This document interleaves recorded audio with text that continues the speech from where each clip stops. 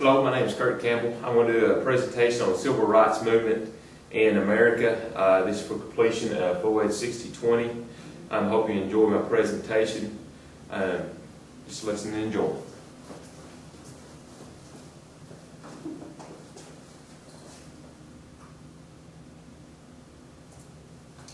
First thing I'd like to speak about is sort of the invention of ethnicity. Ethnicity really didn't come to the fact until after World War II. We've always had civil rights issue in the United States, but ethnicity really came about after World War II. It emerged as a popular term to politely describe Jews, Italians, and other European Americans, also Asians. Ethnos was a band of friends or tribes who shared common cultural characteristics because they really didn't know how to distinguish people. And that was one of the big things dealing with civil rights was people felt like they weren't in one sect. A group, and so they should have these freedoms, but they come up with the term ethnicity, so if you're connected to that group, you can still, in a sense, hold that group down.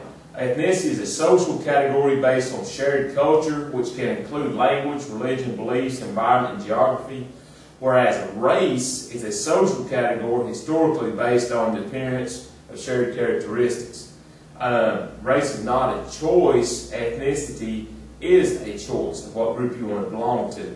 Optional ethnicity by Mary Waters is a choice not socially enforced or imposed. Like example, Irish Americans on St. Patrick's Day, which is coming up. An example of this is how you describe, say in this picture here, the instructions to all persons of Japanese ancestry, how you're supposed to live.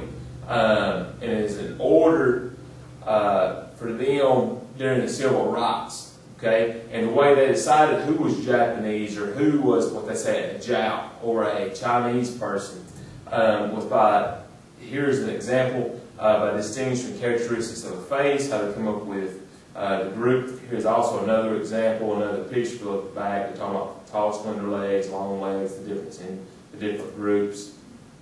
Alright, here we go. Talking about civil rights now. How did the civil rights movement take off after 1945? You know, equality became a significant political issue for the Democratic Party. Then after World War II had been fought against racism abroad, it was hard to keep harboring it at home.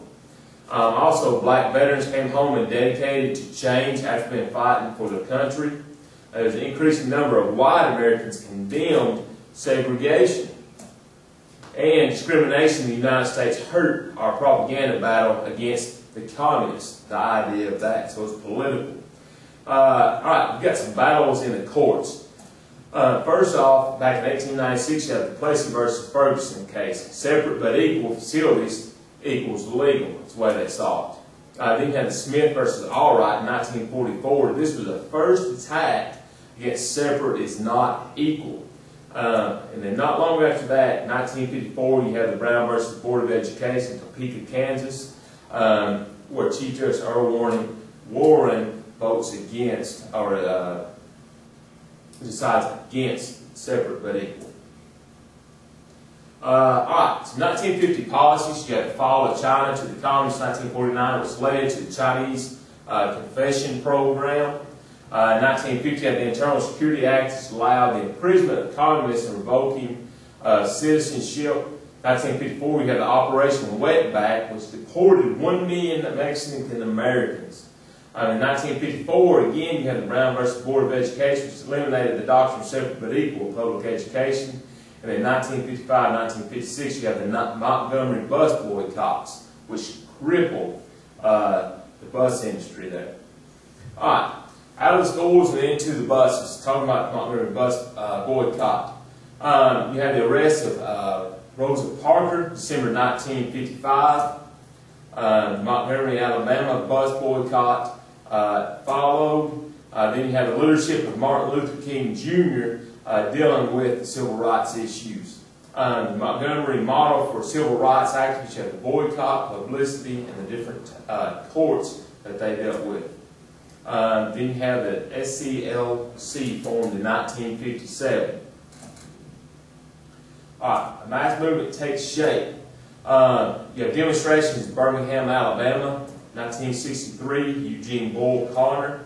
Then you have the letter from Birmingham jail written by Martin Luther King. Basically, it was a letter written to other ministers trying to get them to realize the significance of the civil rights movement and how it's not fair to people not to be treated equally. But then you have Governor George Wallace, who tries to block integration of the University of Alabama in the fall of 1963. You have different movements also. You have August 20th, 1963, the March on Washington for Jobs and Freedom, assembled in front of the Washington Memorial. The march, which was attended by 250,000 protesters, was a crucial milestone in the American Civil Rights movement.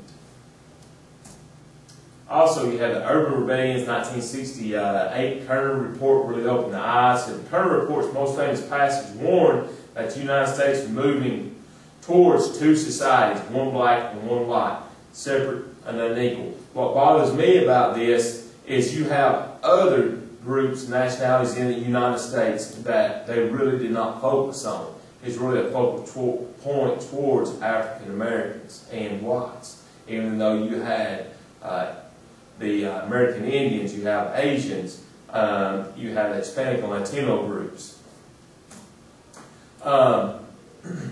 This is Martin Luther King Jr. and the Poor People's Campaign. This was the speech that he gave for the sanitation strike, the garbage strike in Memphis, the last speech he gave before he was assassinated in April 4th, 1968. Now, asserting that civil rights laws alone are not enough to remedy discrimination, President Lyndon Johnson issues Executive Order 11-246 of September 24, 1965, which enforces affirmative action for the first time. It requires government contractors to take affirmative action towards prospective minority employees in all aspects of hiring and employment. Now, some myths and facts about affirmative action. Let's go through one of these. I'm not going to read through all of them. Myth 1, affirmative action is reverse discrimination that gives preferential treatment to people of color and women. Fact is, racism is power plus discrimination is conferred dominance. I'm reading one more. Affirmative action equals quotas. Fact is, quotas on one hand are dismissible because they are illegal. There is a misconception that affirmative action entails admitting or hiring unqualified people of color and women. Alright, now talk about Martin Luther King Jr. a little bit. King was born in 1929 to a family of Baptist ministers. He was the introduction of nonviolent confrontation. He got a lot of those ideas from Gandhi. In 1957, Southern Christian Leadership Conference was a group that really focused on nonviolent discrimination.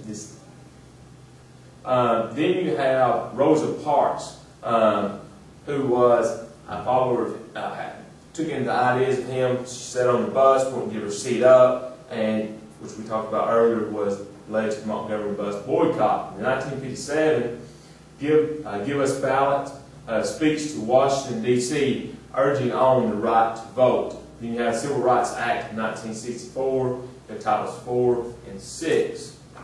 What's interesting to me about Martin Luther King and Gandhi was both of them fought for civil rights, and the issue with them, for me, was that they both were assassinated for the belief in freedom. Now, you have the Civil Rights and Immigration during the 1960s. Immigration Act of 1965. You have the Hart-Celler Act passed after the 1964 Civil Rights Act, 1965 Voting Rights Act, repealed the national origins quotas in the Asian Pacific Triangle, limit on how many people could come in. You have the Western Hemisphere, Canada and Mexico, limited to 120,000 visas each year. Eastern Hemisphere, Europe, Asia, and Africa, 170,000 visas, and limit at 20,000 per country. In 1976, you have the global ceiling to 290,000, imposed 20,000 quota per country, including Mexico, thus recasting Mexican